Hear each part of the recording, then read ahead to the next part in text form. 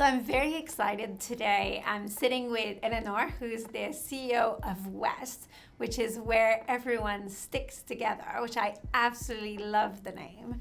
And it is a youth zone by the OnSide group that has been set up in White City.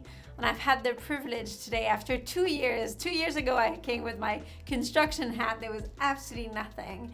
And today I've seen the facility, and I have to say, what I read and what I knew on paper is completely different than what I'm walking away with the quality of the facility, of the youth worker, of Eleanor and the team, and really the difference that is being made. So Eleanor, it would be great if you first introduce yourself. Yeah, thank you, Emma. So as Emma said, I'm Eleanor. I'm the CEO of West.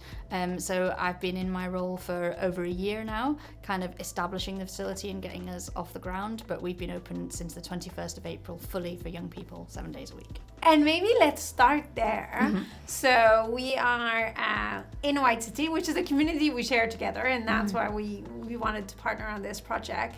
Tell me more. What is West? So it's a youth club, but it's kind of times 100, and kind of everything that you would want a youth club to be ideally. What could we provide for young people if we really had a big dream around that? So we're actually the 15th OnSide youth zone in England. So it's kind of a blueprint, a model. We're all part of a network, but each one is run as an independent local charity, which is really important so that the community here feel an ownership over it as well. Is open 7 days a week, kind of works outside of the school hours. So maybe you can explain that model. So we're open 7 days a week. We're open 52 weeks a year. So our aim is to be open pretty much all the time that schools are closed. Young people spend about 85% of their waking hours not at school. Yeah. So how is that time being used? What access to facilities do they have during that time? And to kind of give them a space that's affordable where they can do some of those exciting things. So our membership is £5 a year, and then 50p every time a young person visits. So it's designed to be accessible for the whole community. Yeah. And maybe to give an indication, because I've had the privilege to see it, what do you get for that 50p visit? What access? Because there's a lot of activities that you provide. So I hope it represents value for money. It definitely does, that I can confirm. So we aim to have 20 activities on every night. So we have a lot of different spaces. We have a basketball and sports hall. We have a football pitch on the roof. We have a boxing gym and a dance studio and a music room with a recording studio, visual arts, media, a salon, health and wellbeing room, a training kitchen. So I always forget some, so there'll be some on the list that I've not said there, but each of those rooms has a very different flavour, lots of different activities going on in there, and we aim to have lots of activities that young people can try that are kind of entry level. You don't have to have danced before, you don't have to have picked up any kind of cooking before, you don't have to have tried boxing before. There's always something that young people can go in and experience for the first time. Exactly.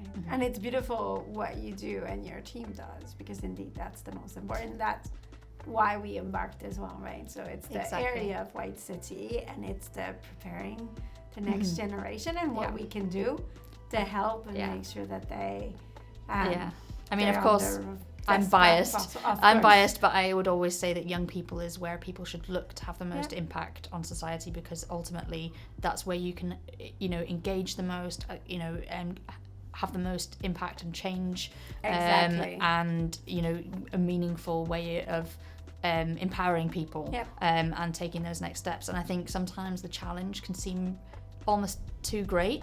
And I think what's really the best way to approach it is to think local. And how do you kind of, in sustainability and thinking of like this area of White City, how do you engage partners in the project as well? Yeah, so we have lots of different partners and stakeholders. We always say that young people are our stakeholder, the community's our stakeholder, the local authority are our stakeholder, because they it wouldn't have happened without them kind of identifying the site and supporting us along the way. And then also we've got the kind of world of philanthropists and corporate as well. So it takes all of those ingredients to kind of make something of this scale take shape, and one of the most important things is to not make that a one-off event, but to kind of build in that sustainability long term. Because for me, I'm not interested in showing young people of an area a 6-week program or Exactly. an event. I'm interested in an investment in a facility that's going to be here long term for their younger siblings, for their own children, and that takes kind of long term thinking. Yeah. And that's why for our kind of corporate partnerships, we're often looking at kind of a multi-year kind of partnership and a multi-year engagement, so that we can say, we're not going to turn around to this community and say it looks different next year to how it looked this year. Exactly. Other than to make it even better and have introduce more exciting different ways for young people to engage. So thanks for, I know I've had the privilege of seeing the whole facility, which just is incredible.